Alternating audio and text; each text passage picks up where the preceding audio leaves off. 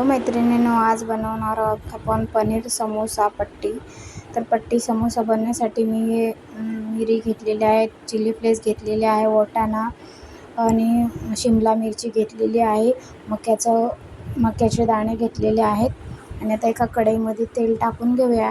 पहिलं पनीर भाजून घेतलेलं आहे मी. त्याच्यामध्ये आता आपल्याला त्याच कढईमध्ये कांदा आणि लसूण टाकून मस्तपैकी फ्राय करून घ्यायचा आहे. कांदा फ्राय होत आला की त्याच्यामध्ये आपण घेतलेले वाटाणे टाकायचे आहेत. वाटाणे हलवून घेतले. त्याच्यामध्ये आपल्याला मक्याचे दाणे टाकायचे आहेत. मक्याचे दाणे आणि वाटाणे चांगलं मिक्स होत आलं की त्याच्यामध्ये आपल्याला शिमला मिरची, जी मी बारीक कट केलेली होती, शिमला मिरची कट करून टाकलेली आहे, ते टाकायचं आहे. नंतर चिली फ्लेक्स आणि मीठ आणि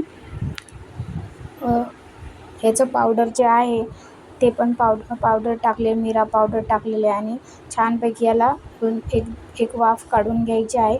आणि वाफेमध्ये शिजून जातं. मग शिजल्यानंतर आपल्याला पनीर टाकायचं आहे. पनीर जर अगोदर टाकलं असतं ना, हलवून आपलं पनीर तुटलं असतं, तर त्याच्यामुळे नंतर पनीर टाकायचं आणि परत एक वाफ काढून घेऊन आणि आपलं मिश्रण थंड झाल्यावर त्याच्यावर निंबू टाकायचं आहे. निंबू झालं की त्याच्यावर कोथिंबीर टाकायची आणि कोथिंबीर झालं की आपल्याला आता पट्टी समोसा घ्यायचा आहे. त्याला मी गव्हाच्या पिठाचं चीक बनवून साईडला लावते. तुम्ही पाणी पण लावू शकता.